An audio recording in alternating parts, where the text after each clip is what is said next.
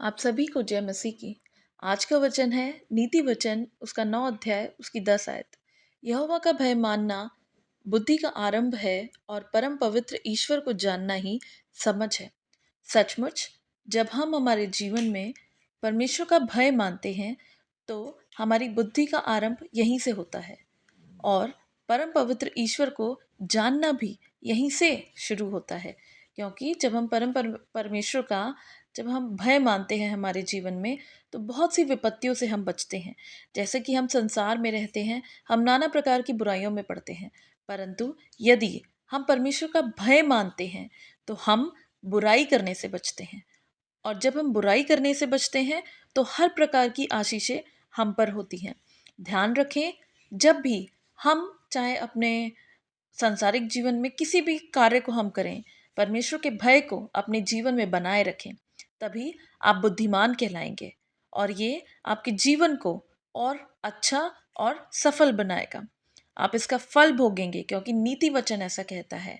और जब भी हम परमेश्वर का भय मानते हैं तो हम हर एक प्रकार की विपत्तियों से बचते हैं, क्योंकि जब हम गलतियां नहीं करेंगे, अपने जीवन में परमेश्वर को प्रथम स्थान देंगे, तो हमसे गलतियां नहीं होंगी और इस प्रकार हम हर एक प्रकार की मुसीबतों से बचेंगे और अपने जीवन को परमेश्वर के हाथों में सौंप दें, क्योंकि वो आपका ख्याल रखता है।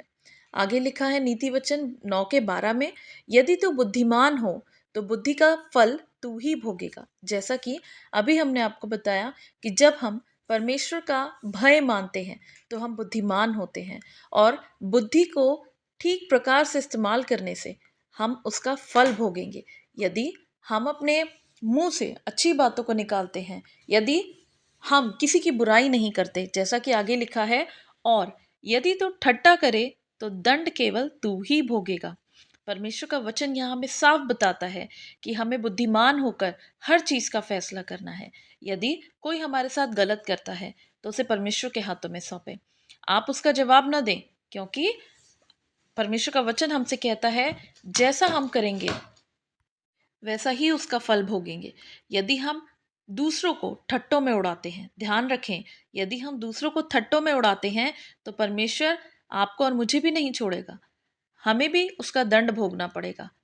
आज आप किसी और का मजाक बना रहे हैं तो कल आपको भी वहां होना पड़ेगा। इसलिए परमेश्वर का वचन साफ कहता है कि परमेश्वर का भय माने और अपने अंदर परमेश्वर की आदतों को लाना स्टार्ट करें, परमेश्वर को अपना समय देना शुरू करें, ताकि जब आप उसके वचनों को पढ़ेंगे, जब आप उसका भय मानेंगे, जब आप अपनी बुद्धि का इस्तेमाल